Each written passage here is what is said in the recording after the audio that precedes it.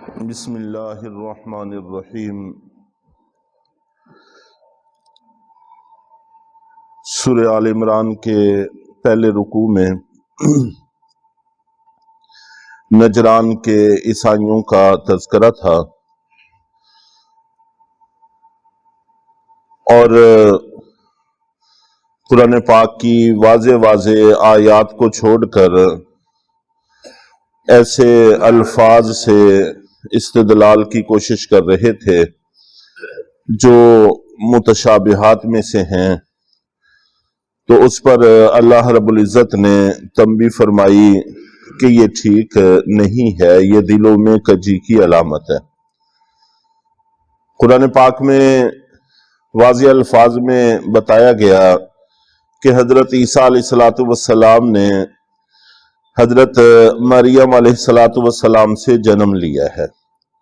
اور ظاہر ہے کہ یہ مخلوق کا کام ہے، خالق کسی سے جنم نہیں لیا کرتا۔ لم یلد ولم یولد، نہ وہ کسی کو جنتا ہے نہ اس سے کوئی جنا جاتا ہے۔ اور اسی طرح قرآن پاک میں یہ بھی بتایا گیا ہے کہ وہ دونوں کھاتے پیتے ہیں، اور جو شخص بھی کھاتا پیتا ہے وہ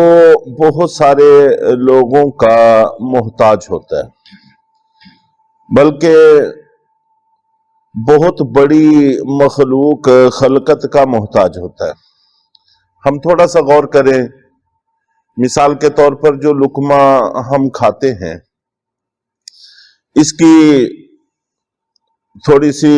غور و فکر شروع کریں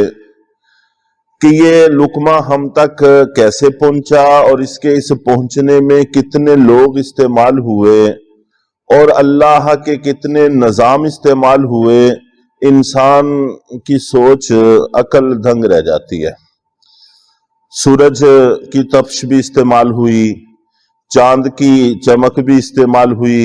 بادلوں کا نظام بھی استعمال ہوا، ہوائیں یہ بھی استعمال ہوئیں، اور پھر بیج ڈالا گیا اور اس کو کاشت کیا گیا۔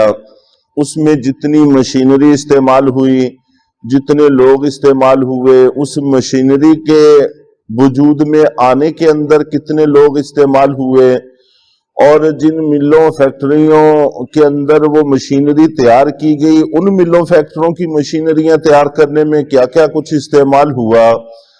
تو یوں انسان سوچتا چلا جائے، پکنے میں آگ کا استعمال، پانی کا استعمال، ہوا کا استعمال، اور یہ چیزیں ہم تک پہنچنے میں، ان کی قید کرنے میں، اور پھر جن ذرائع سے یہ ہم تک پہنچے ہیں ان ذرائع کے وجود میں آنے میں کتنے لوگ استعمال ہوئے۔ یوں ایک لقمے کے پیچھے لاکھوں کروڑوں لوگوں کا استعمال اور ہزاروں طاقتوں کا استعمال ہو کر پھر وہ لقمہ ہم تک پہنچتا ہے۔ تو گویا جو شخص کھاتا ہے وہ بے شمار خلقت کا محتاج ہوتا ہے، اور اللہ کسی کا محتاج نہیں ہوتا۔ اس طرح کی واضح چیزوں کو چھوڑ کر انسان، اور یہ عیسائی کلمۃ اللہ، روح اللہ، جو قرآن پاک میں اللہ تعالیٰ نے الفاظ استعمال کیے حضرت عیسیٰ علیہ السلام کے بارے میں، ان سے استدلال کرتے ہیں اور لوگوں کو دھوکہ دینے کی کوشش کرتے ہیں۔ روح اللہ کا کیا مطلب ہے اللہ بہتر جانتے ہیں، کلمۃ اللہ کا کیا مطلب ہے اللہ بہتر جانتے ہیں۔ تو متشابہات جتنی بھی ہیں ان کے بارے میں حکم یہ ہے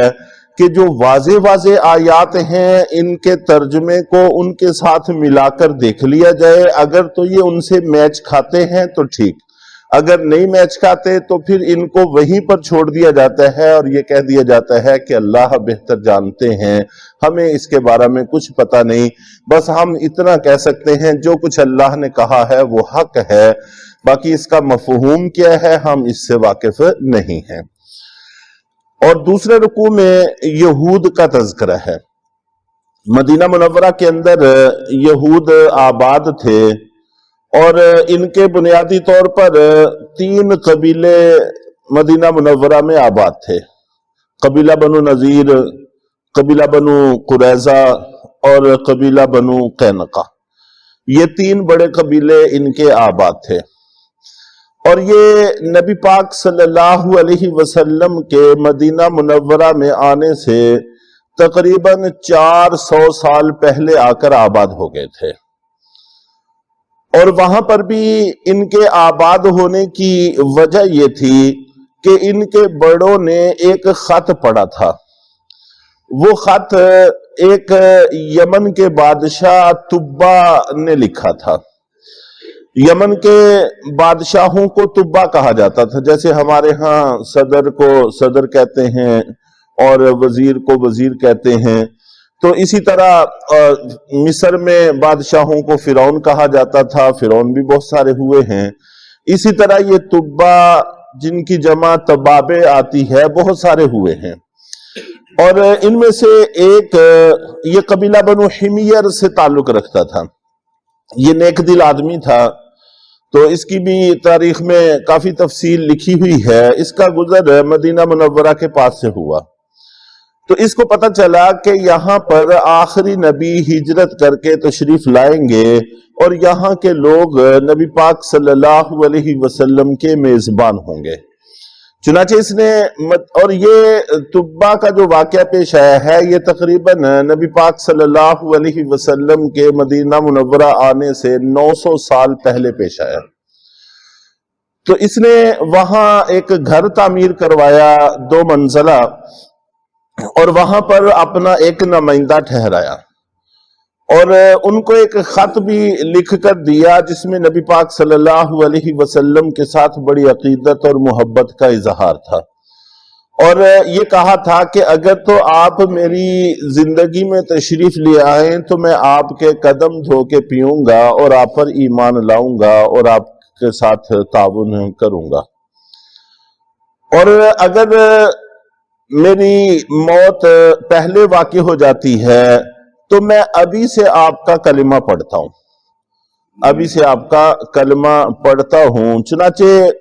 یہ نبی پاک صلی اللہ علیہ وسلم کے آنے سے پہلے کے ان لوگوں میں شمار ہوتا ہے جو ہدایت یافتہ لوگ تھے۔ تو اس نے پھر خط لکھ کر اپنے نمائندے کو دیا کہ اگر میں نہ رہا تو میرا یہ خط نبی پاک صلی اللہ علیہ وسلم کو پہنچا دینا، اور یہ گھر اللہ کے نبی کے لیے ہوگا۔ نیچے والے حصے میں اپنے نمائندے کو ٹھہرا دیا اور اوپر بالا خانہ نبی پاک صلی اللہ علیہ وسلم کے لیے رکھا۔ چنانچہ جب آپ مدینہ منورہ تشریف لائے تو مدینے کے لوگ آپ کی اونٹنی کو پکڑ کر اپنے اپنے گھر کی طرف کھینچنے کی کوشش کرتے تھے، تو اللہ کے نبی صلی اللہ علیہ وسلم نے فرمایا تھا کہ اس اونٹنی کو چھوڑ دو، یہ من جانب اللہ معمور ہے، اس کو اللہ کی طرف سے حکم ہو چکا ہے، یہ اسی کی پابند ہے، اسی کے مطابق ٹھہرے گے۔